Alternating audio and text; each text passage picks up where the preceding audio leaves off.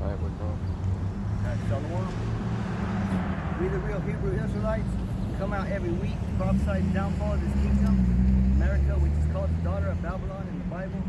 It's teach you Negroes, Latinos, and Native Americans. You're the Lord's chosen people on the sign, the 12 tribes of Israel. We want to give all praise and glory to Yahweh, Ba'ashem, Yahushai, Ba'ashem, Rakakadash.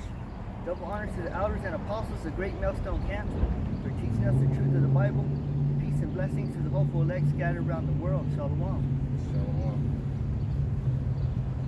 I didn't really have any, but today I wanted to talk about in the Bible, you got men in the Bible, whenever they seen UFOs, they wrote it down. But you got to put yourself in their place. You got to put yourself in the time when it was back then, because back then they didn't have nothing in the skies. They didn't have planes. They didn't have anything. Right. Like today, you see a plane in the sky, or you see a jet. That's nothing. But back in the ancient world, if you've seen a UFO, that was a big thing. You got anything first? Or we can go to Zechariah 5:1.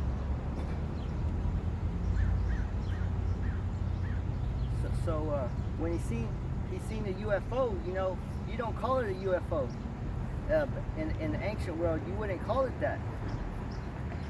So it ain't going to be no UFO in the Bible.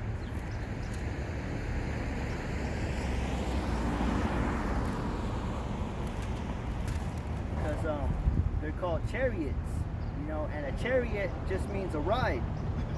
And that's what those UFOs are, they're rides. And those are the most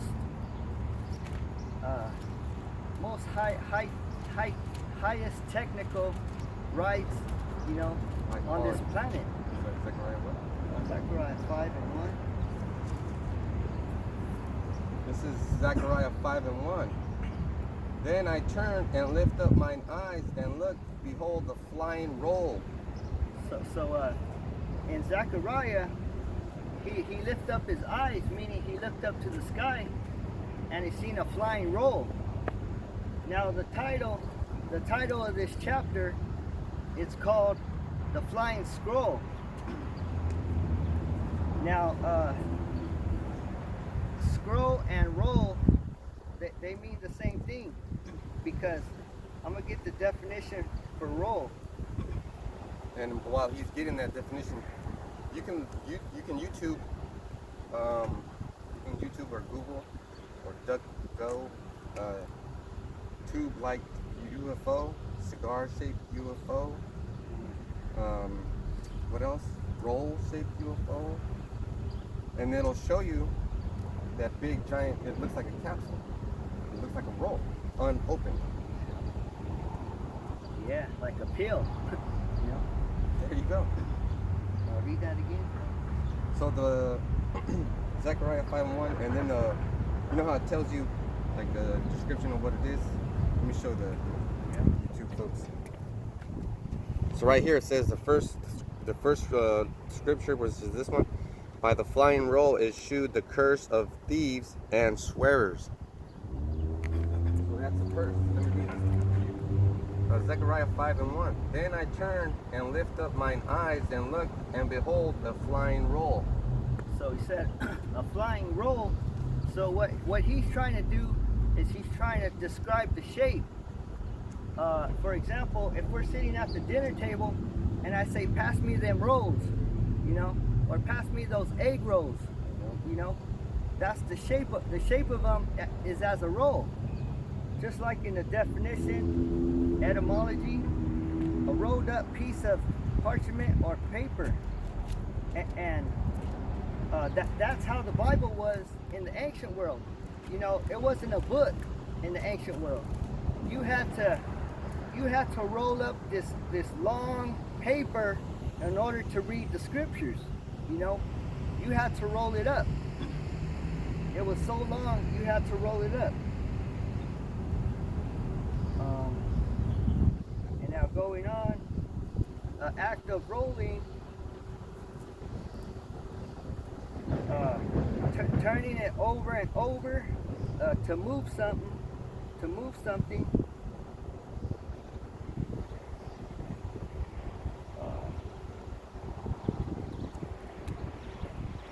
And then right here, it says, move along, or as if on wheels, or a wheeled vehicle. So it's moving like if it was on wheels, because it's describing the shape, because it says occur in soft rounded shapes. So in order to move something back then, you had to put it on a wheel. There was conveyor belts, but they were slow. They were all powered by a wheel. A conveyor belt is powered by a wheel. It's a pulley engine, and it spins around and it moves everything. So that's how they're describing this thing, that it moves. As a flying wheel. So it moves, right? Yeah. And then two, it says move about aimlessly or without any destination. And that's what those UFOs, that's what they do. They don't have any direction. They could go anywhere they want. And Esau says that they're with impunity. They move with impunity, without any destination, right? Right.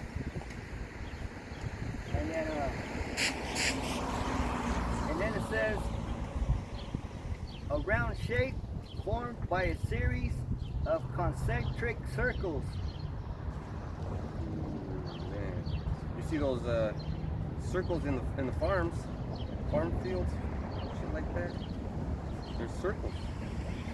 So basically what he was saying was, I see a circle in the sky, you know? So this is Isaiah 47:3. Thy nakedness shall be uncovered, yeah, the shame shall be seen. I will take vengeance, and I will not meet thee as a man. So that's Yahweh Shai. He's going to come back in those chariots with his power. So it's not going to be like the first time. You're going to see those wheels in the sky. You're going to see all the chariots that are being described to you in the roll, in the scriptures. All of them.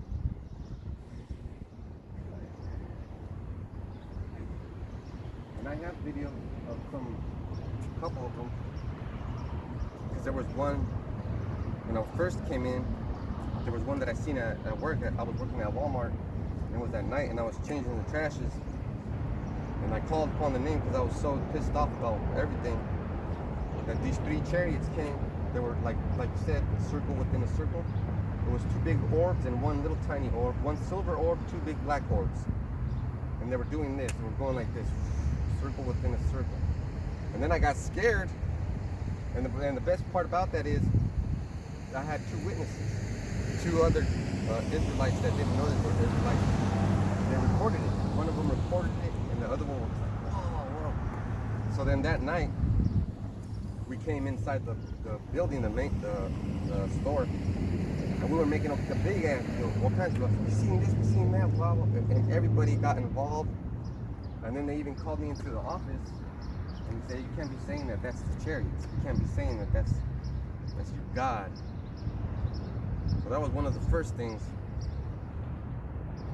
Now that's on my first channel, Servant of Yahweh Shemi Shai 1. One of the older videos. And that was the first one. And there was other ones. And then I have another one on video where it's silver and it does all kinds of crazy things. So it contracts and expands. It goes like an egg timer. It turns into 2, it turns into 1. It does all of this while it's moving. It's amazing. Right, So when he seen it, that's what he described when he seen a flying roll. Verse 2. And he said unto me, What seest thou? And I answered, I see a flying roll. The length thereof is 20 cubits, and the breadth thereof 10 cubits. So he said it twice. He said, I see a flying roll twice. And then he even described the size of it. Because 20 cubits is about 30 feet. And then 10 cubits is about 15 feet. So that's like a couple houses put together. Yeah. So this UFO was as big as a house that's flying, you know? And a 2-story house. Yep. And the cubits is as big as your forearm. That's about a foot. One cubit is the size of your forearm. You see, we're all in accordance. So, and it was bigger than that, because he looked at it and he went like this, and then he measured it. See what I'm saying? It's way bigger because look at, you can put the Bible way up there, and you could be, oh man, that's about a cubit. What if it came closer? What if it came closer? There you go. And if it came closer, it would be even bigger. Damn. So it was huge, because you're looking at the sky, and if you can measure it like this, it's fucking huge. It's fucking big, dude. Like, look at that tree. That tree is about, you can get up close to it and you can say that's about 15 cubits, 20 cubits, right? But we don't measure things like that anymore. Yeah, you could fit a lot of people in there, you know? So if it was like the size of a football field, you could damn near fit a real big family. Man. Verse 3. Then said he unto me, This is the curse that goeth forth over the face of the whole earth. So now remember, Egypt. Wasn't that a curse? Egypt got fucked up 9 days in a row, straight. Sodom and Gomorrah got fucked up. The Assyrians got fucked up. Remember the Maccabees, they saw something too. They saw those horsemen in the sky. Yeah. So as soon as the men of the Lord, as soon as they seen it, they knew that it was a bad thing, that those chariots are like on patrol. You know? You can't hide from them. You can't. So, like the brother said, we can't hide from them, so just come out and prophesy.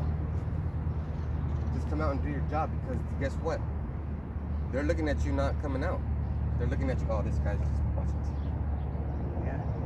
Because right there, when it says, read that again, that first sentence. Then said he unto me, This is the curse that goeth forth over the face of the whole earth. So he said those chariots are a curse that go forth the whole earth. Now, why is it a curse? It's because we didn't follow the commandments of Yahweh Shemi Shai. Because let me get the definition for curse real quick. Man, so let me read the rest of it. Go ahead, let me hold on for this. You're going to get the next. So the definition for this is the curse. So it says oath of covenant. Now an oath is something that you swear by, right? Yeah. You say, I swear to do this, I swear to do that, you know, and that's the deal, you know, and then I get something in return. That's right.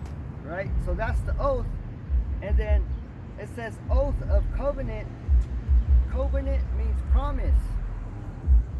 So we put up our right hand, right? Our forefathers, they put up their right hand and said, okay, we're going to follow the law, statutes, and commandments as long as you bless us, you know?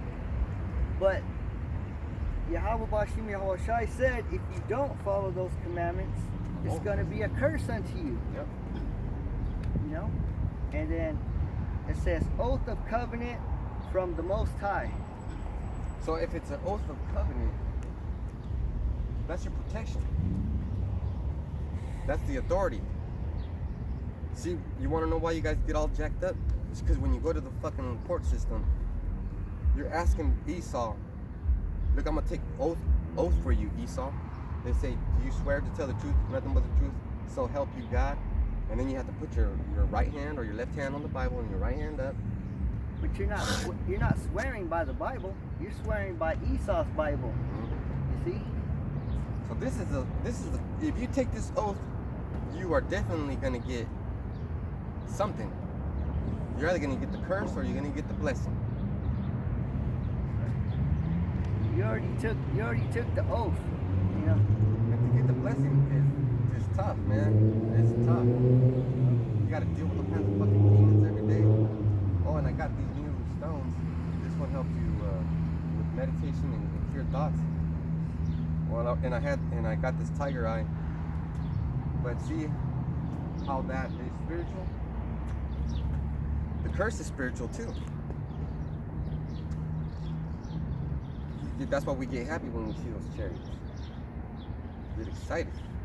Yeah, because not only you put your focus into salvation when you look at those chariots, but you got to know those chariots, they're there to destroy your house. You know? Yep. And the what do you think about when you see a police car? That's a curse. That's a chariot, right? They're on patrol. They're on patrol. Those are Esau's angels, man. Those are Esau's angels. That's right. And what do we say? Oh, what about the fire truck? Doesn't that look like a roll? The big long ass fire engine looks like a goddamn roll. The bus looks like a roll. They already know. Oh, we're gonna make our own roll. We're gonna put our kids in them. What about the submarine? That's a roll. And in Jake always, they use the word, let's roll, you know? Let's move. That means let's move. So that chariot, when he said, I see a flying roll, I see a circle that's moving. So Optimus Prime is an Israelite because he says, let's roll out. Zechariah 5:3. Then said he unto me, this is the curse that goeth forth over the face of the whole earth, for everyone that stealeth shall be cut off as on this side, according to it, and according one that sweareth shall be cut off as on this side, according to it. So those chariots are on patrol, and you can't get away with nothing. You can't get away with stealing. You can't get away with swearing. You can't get away with nothing. You can't get away with lying. Yeah. Even if you're talking to yourself, I swear I'm gonna kill that motherfucker, right? Yeah. Everybody's the whole angels are listening. Because it said, everyone that stealeth shall be cut off on this side, according to it, and everyone that swears shall be cut off as on that side. So anyway, there's no way you can't escape those chariots. So you have to get something on this side. Everybody on the planet's gonna get something on this side. And on the other side. According to it, to what you've done. So we ought to feel lucky. Because we've been sinning most of our life, let's say 90% of our lives. Because we didn't come into the truth but 5 years ago maybe. And we're like 40. So for 35 years we were sinning. So we're so lucky that we get to do this work. Yeah. We have to try to hurry up and catch up, you know? There's apostles out there for 30 years. Other elders from different camps for 30 years too. Everybody has their own thing in this truth. Everybody has their own lot. You know? Yep. So let me read this again slowly and break it down more intensely. Then said he unto me, this is the curse that goeth forth over the face of the whole earth. So we already talked about the curse. It destroys. And it patrols the whole earth. Because why? Because Israelites are all over the planet. For everyone that stealeth shall be cut off as on this side according to it. Esau, you stole the land, you stole our people, you stole our women, you stole our heritage on this side. And then you had to get paid for it on this side according to it. Man, the scriptures are so beautiful, they're so honest, so pure. Right, so those chariots, they know if you're sinning. If you're sinning, boom, you're cut off. You know, just like that. You know, they don't have to make no contact with you. You know, and they'll make everybody see it. Like that brother, I don't know what camp he was in, but he got arrested a couple of weeks ago. Yeah. Everybody saw it. Yeah, that was a message from the chariots. You know, sending those bad angels, the left-hand angels, to arrest that man. And everyone that sweareth shall be cut off as on that side according to it. So you swear an allegiance to Esau? This is the truth. If you swear an allegiance to Esau, remember our faces. Because there's going to be your side and then there's going to be our side. You're swearing by Yahweh Shemi Yahushai, but you swore an allegiance also to Esau. How are you going to do that? That's called double-minded. A double agent. Go to verse 4. Yeah. I will bring it forth, said Yahweh Shemi Yahushai of hosts. Oh, and Lord of hosts. That's the title, and it should be Lord of War, right? Lord of War. I will bring it forth, said Yahweh Shemi Yahushai of hosts, and it shall enter into the house of the thief. Enter into the house of the thief, and into the house of him that sweareth falsely by my name. And it shall remain in the midst of his house, and shall consume it with timber thereof and stone thereof. So he's still looking at the chariot, and he's describing this is the curse that goes over the face of the whole earth, and any of these wicked Israelites, or you know, any of these wicked sinners, they're gonna get dealt with. Right. And these chariots are gonna go into their house. Fuck them up. So that means the whole house. Let's see. Let's look at the sign. There's one tribe missing. One tribe missing. Where are they? Where's their house? The house of Judah's live and kicking. The house of Benjamin. All these houses are live and kicking. But where's the house of Dan? Doesn't matter where that house is. He's gone, right? All that matters is that these are the Lord's chosen people, the tribes that you see. The house of David is kicking. The house of David is live and kicking. Now, we read in Judith last week, and I believe it was last week, that the whole house of Ahab or Hazael got smite. And it was other Israelites that smoked them. So they dealt the whole blow, a death blow to the whole house. Now remember, 2 Judges 19, Benjamin almost got wiped out. The house of Benjamin almost got, and just got fucked up. 600 of them were left, and the Lord had mercy on them. You can get messed up real quick. Let me read it again. I will bring it forth, said Yahweh Shemi Yahushai of hosts, and it shall enter into the house of the thief, and into the house of him that sweareth falsely by my name, and it shall remain in the midst of his house, and shall consume it with timber thereof and stone thereof. So if you swearing falsely by his name, if you calling on Jesus or any other name, that's swearing falsely by his name.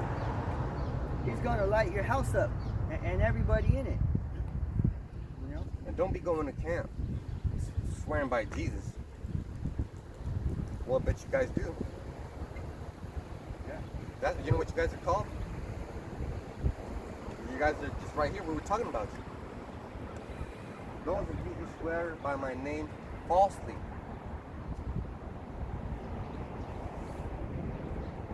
And what does it mean that it's gonna stay in the midst of the house and consume the timber and the stones? The timber is the wood, and the stones are like the brick. You know, that's what makes a house. But these chariots, they're gonna destroy that house. They're gonna light it up with fire. Now let's talk about a house. So let's say this is the house, and I'm living in it. 60 years pass by, the house, wood and stone is still in good condition. Another family moves in it. 60 years pass by. That's 120 years that pass by. This house is still in good condition. Another family comes by, but this time the family is the cursed family. And now something happened, and a fire started, burned up all the wood. The wood being all the men, and the stone being all the foundation, right? The family history is gone. Yeah, that's why every time, you know, you move into a house, you're supposed to clean that house, you know, spiritually, you know. And the scriptures show you how to do that. You're even supposed to paint the walls, you know, because it could have like some kind of residue on it, you know. Leprosy or some shit, yeah. You know. But that's the same thing that you're supposed to do with your body. See, this is the house. This is the house. So, the house of the wicked, the house of the liar, the house of the thief. You know what? It reminds me of Obadiah 1:18. And that's gonna happen. So you 2/3 are messing up our house, you know. So we gotta kick your ass out.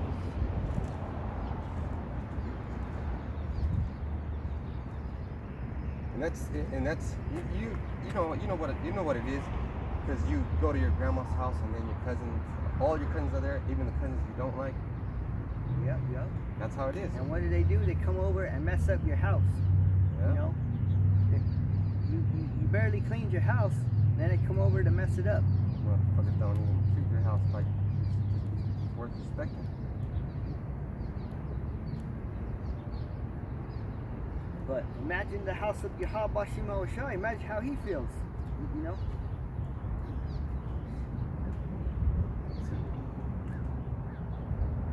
Verse 5. Then the angel that talked with me went forth and said unto me, Lift up now thine eyes and see what is this that goeth forth. So the angel made sure that he's seen it, because that's a warning right there. Because that's to warn our people. Look at what's coming. Man. And the angel went into his chariot too. So he had his own chariot. Or guess what? Maybe he went up into the roll.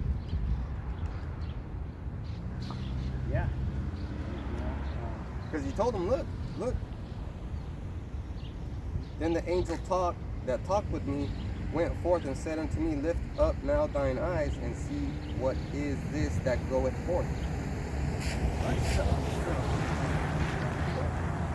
So the first time he seen it, he said, I see a flying roll, right? And then an angel told him, he said, look up again and look at it, you know? And it changed, right?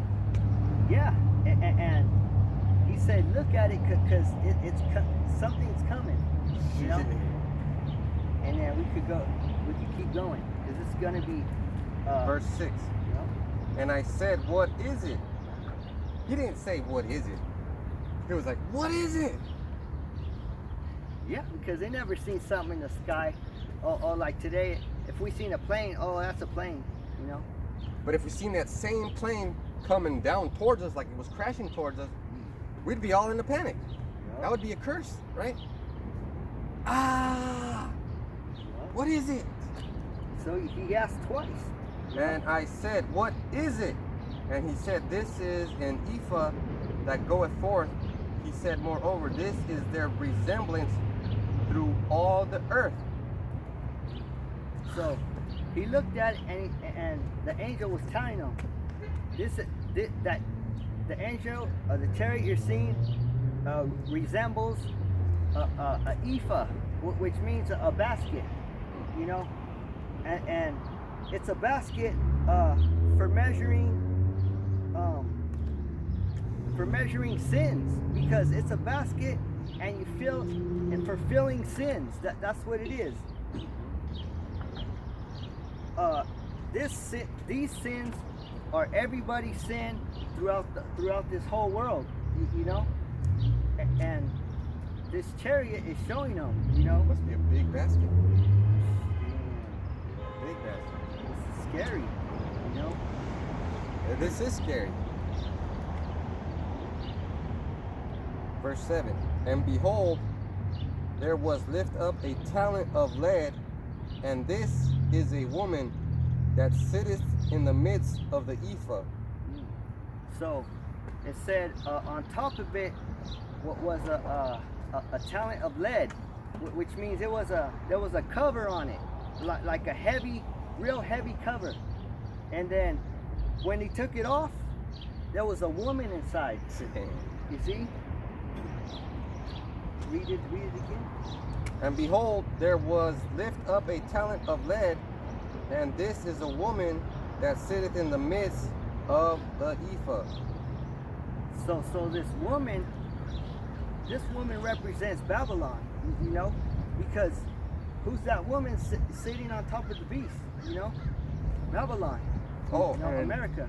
And what do they call the part where there's a lot of crackers, white boys and shit? The breadbasket of America. Nebraska and all that bullshit. Yeah. That's the breadbasket of America. And the cover has to be heavy, because you got to seal so that those sins could be sealed, you know. But if you take it off, what happens? It's like Pandora's box. You ever seen that movie? If you take off the lid to Pandora's box, all those sins go all over the world, and then there's no way you can get them back, because you're not qualified to put them in there. So the angels are the ones qualified to put those sins in that basket. They're not just look at all these sins. It automatically fills up. No, man. Each angel's like, God damn, look at all this. Look at all these sins I collected today. Put in the fucking basket. And they get, I don't know.